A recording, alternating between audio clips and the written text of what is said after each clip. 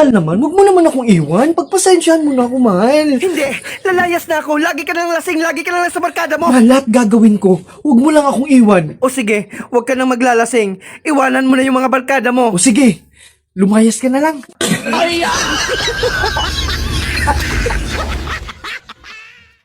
Bakit ka magre-resign? May nahanap ka na bang trabaho? Akala ko kasi noon, kapag may trabaho ka na at kumikita, magagawa mo na lahat. Ngayong may trabaho na ako, hindi ako makagala. Ayoko payagan Saan mag-leave. ka kukuha ng pambabayad sa boarding house? Ng pagkain mo? Kaya nga ako nandito para manghiram sa'yo, Terry. Huwag mo akong materi-teri!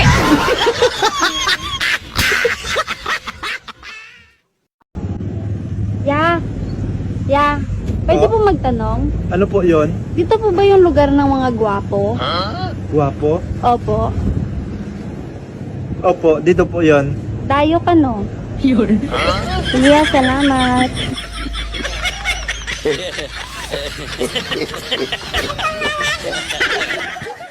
Signs na nasa Pilipinas ka.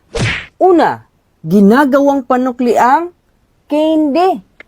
Pangalawa, may bayad pag nag-CR. Pangatlo, maraming chismosa. Pang-apat, araw-gabi may kantahan sa barangay.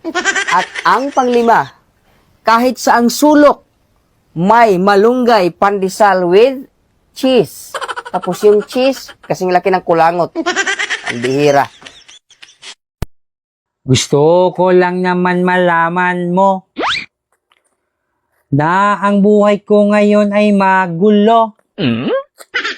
Simula kasing maging tayo, ang bunganga mo ay walang preno. Bilisan mo, lumayas ka rito. Bubuksan ko ang pinto para sa'yo. Excited na akong mawala ka sa buhay ko.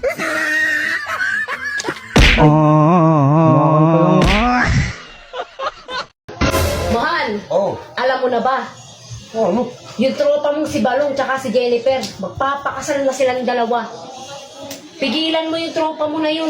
Alam mo namang may saltik yan si Jennifer. Hayaan mo siya, tama lang sa kanya yun. Oh, ito, parang hindi kaibigan eh. Parang wala namang kayo pinagsamahan ni Balong. Bakit? Nung kinasal tayo, pinigilan niya ba ako?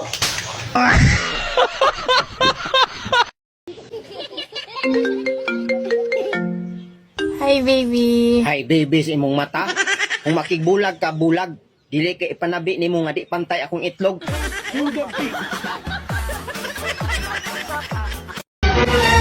Nay, naguguluhan ako. Paano ba nagkaroon ng maraming tao dito sa mundo? Alam mo anak, kaya nagkaroon ng maraming tao dito sa mundo kasi nung nagsama si Adan at Eva, nagkaroon sila ng maraming anak at yun, dumami na ang mga tao. Hindi totoo yan, anak. Ang totoo, anak, sa science, ang tao ay nagmula sa unggoy. Yan ang totoo. Ay, sabi naman ni tatay, nagmula daw tayo sa unggoy. Totoo ba yon? Anak, yung sinasabi ko sa'yo, yun yung mula sa lahi namin. Pero yung sinasabi ng tatay mo, yun yung mula sa lahi nila.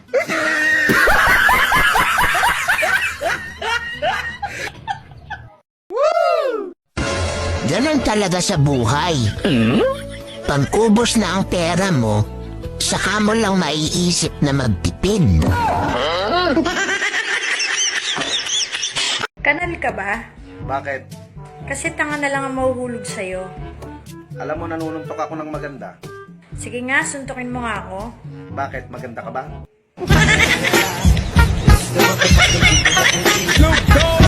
Hoy, reminder lang. Ang relasyon, binubuo yan ng pagmamahal, tiwala, at respeto. Hindi yung tuwad, pasok at bukaka. Sinong to ito?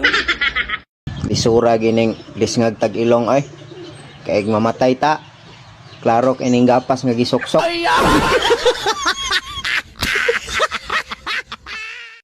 Ano ba nangyari sa'yo? Sino? Ikaw! Ako? Oo! Bakit? Pinagami yung kotse! Sino? Ikaw! Ako? Oo! Bakit? Nako, ay ewan. Ba, picture ko yan ah. Siyempre naman. Pansin ko lang, bakit yung mga lalaki, may mga pictures sila ng mga misis nila sa wallet nila? Required ba yun? Siyempre naman. Talaga? Ganito kasi yan. Halimbawa yan, pagbukas mo ng wallet, makikita mo agad yung dahilan. Talaga? Sweet mo naman? Dahilan kung bakit wala ng laman.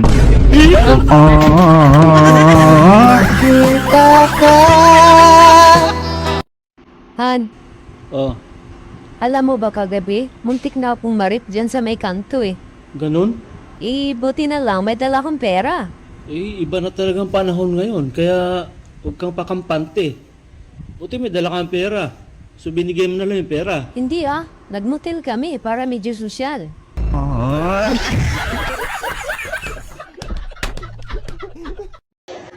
Hello? Sabi ko naman sa'yo, huwag ka nang tumawag. May asawa na ako, alam ko na yung gagawin ko.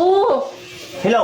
Narinig mo sinabi na? May asawa na siya. Huwag ka nang tatawag-tawag dito. Ha? Pag nakita ko yung pagmumukha mo, pagsasapakin ko yan. Ha? Baka magmumug ka ng ngipin. Oh, sino ba kasi yan? Ex mo na naman. Si nanay ito, nakikialam ka na naman kasing basic ka, hindi ka muna magtanong eh. Anak ka ng po. Malo, siningil ko na si pare sa utang niya. Ba, mabuti na ma'am. Kumain ka na? Pinakain na ako ni pare ng hotdog doon. Bakit nga ng tiyan ko? Baka expired. Hindi, bagong ligo naman si pare eh.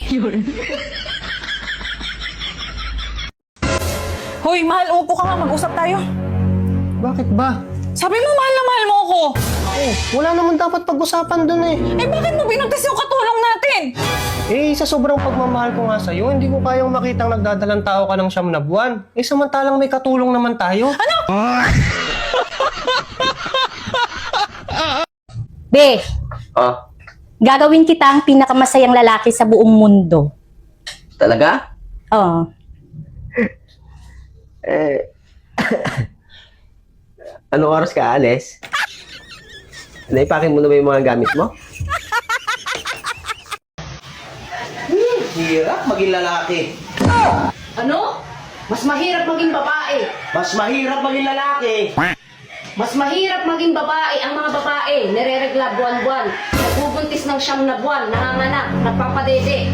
Kayong mga lalaki, saan banda kayo nahirapan, Aber? Sa pag-intindi sa inyo, Anak ka ng po. Anak. Ano yun, mahal? Kanino mga pangalan yung nililista mo dyan? eto, listahan to ng mga takot sa akin dito sa lugar natin. Mga takot sa'yo? Bakit nandiyan yung pangalan ko? O bakit? Lalabang ka ba? Oo.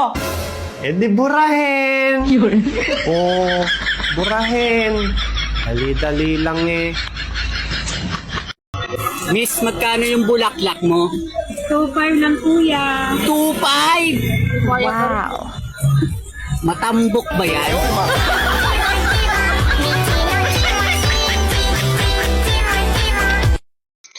Hindi ka pa rin ba tumigil sa mga kalukuhan mo? Akala ko nagbago ka na. Bakit? Wala naman akong kalukuhang ginawa. Walang ginawa. Nagsumbong sa akin yung supervisor nyo.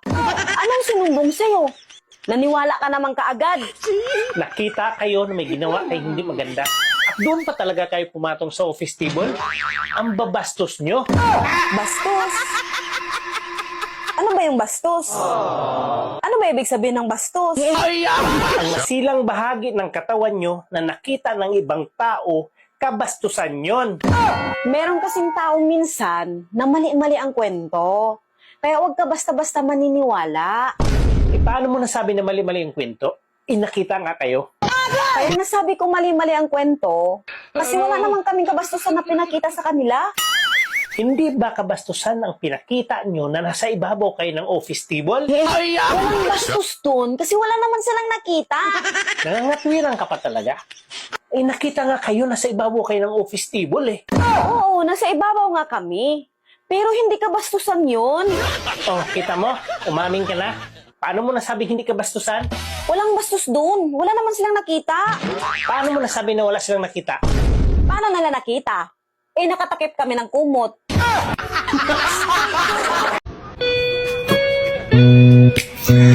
Alam mo, para kang bulaklak. Wow! Nangangailangan ng dilig ko.